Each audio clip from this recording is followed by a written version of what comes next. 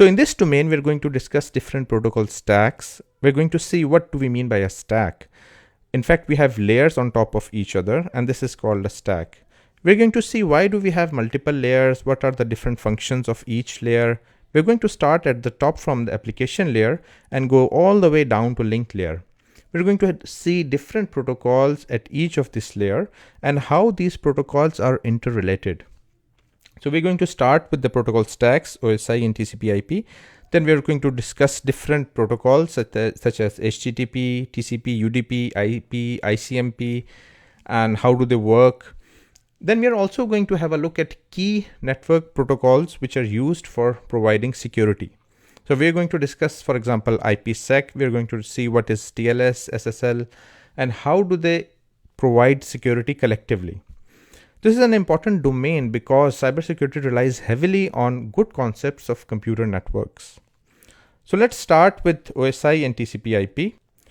So basically, the concept of a stack is that we have multiple layers, such as you see here, for example, in TCP/IP, we have physical link, network, transport, and application. And these layers are stacked on top of each other. The basic idea or the basic motivation is that we want to have layers which perform specialized functions. We don't want one piece of code or one layer to do everything. So that's why we specialize layers, and then we can design each layer independently. So for instance, if I want to introduce a new protocol at the transport layer, I should be able to do that without affecting other layers. So that's the basic idea of layers. They offer abstraction. I can update the transport layer or the network layer or add new protocols or modify existing protocols. And I don't even have to worry about, breaking the stack or, affecting the performance of other protocols. So this is the basic idea of layers in computer networks. Now, layers, they offer two major advantages. First of all, you can make changes in any layer. And secondly, you can add new protocols at any layer without affecting other layers. Now, coming to the main point, we have two big protocol stacks or two popular protocol stacks, OSI and the TCP/IP. Now, OSI is a 7-layer protocol stack. The key point to understand here is that OSI was basically a theoretical model.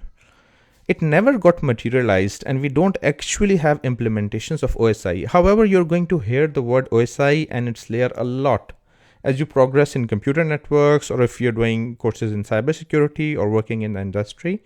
And there's a reason for that. Even though OSI does not actually exist in real implementations, but it did provide the theoretical foundations on which the TCP/IP protocol stack, which is actually implemented these days, it works. So basically, TCP/IP was basically built onto the foundations provided by OSI. And that's why we still refer to different layers of OSI from a conceptual perspective. Now, so the fundamental difference between the two is that OSI is a theoretical model, whereas TCP/IP is a practical model. It's actually implemented. An interesting thing to note is that TCP/IP is a de facto standard. By de facto, we means that it never really got ratified as a standard. However, it got adopted so widely that it became a standard. People started using it, companies started fabricating network devices based on TCP/IP, and the usage became so widespread that TCP/IP became the de facto standard, and hence now we have the TCP/IP protocol as perhaps the single largest protocol stack in the world. So let's start with the TCP/IP protocol stack. Now, TCP/IP is a 5-layer protocol stack. It has the application layer, transport layer, network layer, link layer, and the physical layer. So starting with the application layer, now this is the layer which runs user applications. So for example, if you have Skype running on your system or Internet Explorer, it will be this layer which is running that application. Now this layer interacts with users and allows users to, input data or, see the data. Next, the application layer relies on the transport layer for actual application to application delivery. So what this means is that, let's say you have Skype running at the application layer and you type hi on Skype and you press enter. You want to send your message to your friend who's sitting in another part of the world and he's also using Skype. Now the application layer is going to ask the transport layer to take your hi message and deliver it from your application to application running on his system. So the transport layer provides application to application delivery. In turn, the transport layer needs the help of the network layer because first, before your message gets delivered to the destination application, to the destination Skype, it first needs to reach the destination, right? So your message first needs to be sent by the network layer using routing to the destination computer. And the network layer uses IP addresses and does routing, all that stuff, so that your message gets delivered to the destination computer.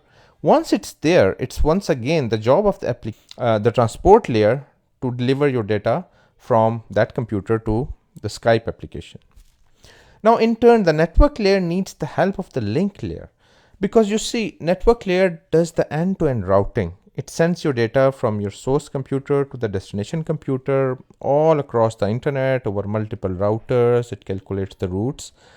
But for each individual jump or each individual link, the network layer actually needs the help of the link layer to take your packet from one link to the other, or one device to the other device over a single link. Next, we have the physical layer, which basically converts your bits from zeros and ones to electromagnetic signals, which are then transmitted over the wires or the wireless medium.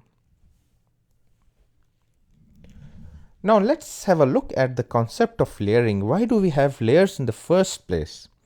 So basically what happens is that, let's say you type a message hi on Skype.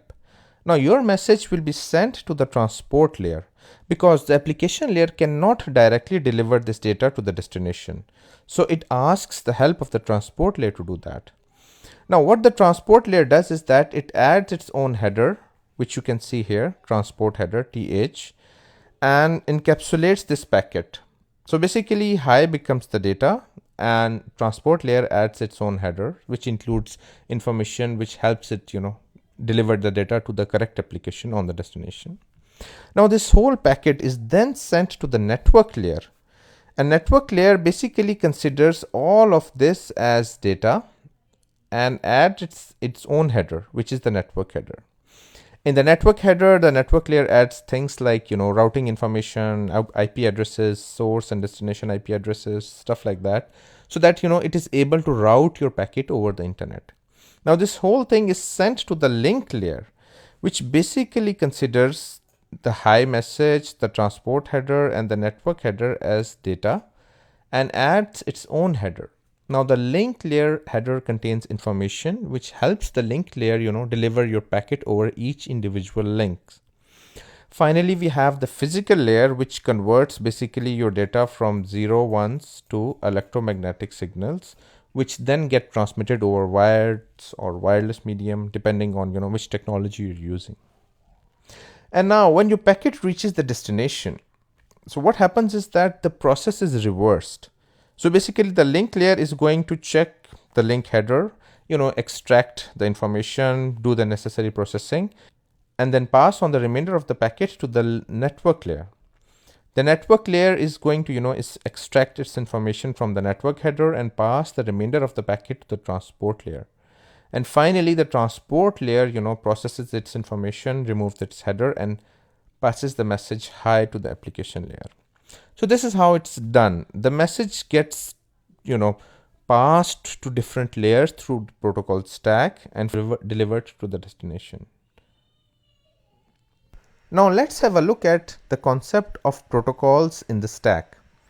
Now basically what happens is that we have lots of different protocols which reside at different layers of the protocol stack. And we have quite a lot of flexibility in any combination that we want to make. So for instance, in this example, we have HTTP, which uses TCP at the transport layer, which in turn uses IP at the network layer, and then they use wired protocols at the link layer. So it is the stacking of protocols, for which we call it the protocol stack. Now we have several dozen protocols at each of these individual layers, and each protocol performs a certain specific task. So for instance, the HTTP protocol is used for web browsing. So this is the protocol which helps your web browser into fetching information and showing you web pages. Then we also have the SMTP protocol, which helps in sending and receiving emails. There's another protocol which is FTP, which helps in file transfer, and we have so many others.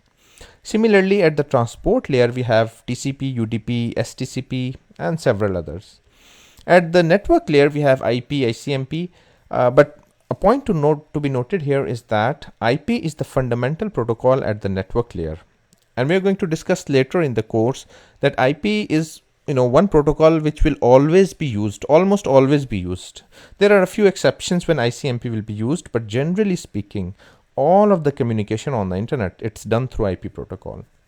And then on the link layer, we have both wireless protocols and wired protocols. If you see the destination, we have almost a corresponding stack. So again, we have IP, TCP, and HTTP. Obviously, at the link layer, we're free to use. For example, we may be sending data over wires here. We may have an optical connection to the internet, and here we may have a, let's say, Wi-Fi connection. That's fine. But for the other protocols, they need to be the same. So if you're using IP here, you'll be using IP at the destination. If you're using TCP here at the source, then you need to use TCP at the destination, and similarly HTTP at the both ends. So the basic concept once again is that you have different protocols which reside at different layers, and then you stack a combination of these protocols, and this is what makes a protocol stack. This concludes the discussion on protocol stacks. I'll see you in the next lecture. Thank you.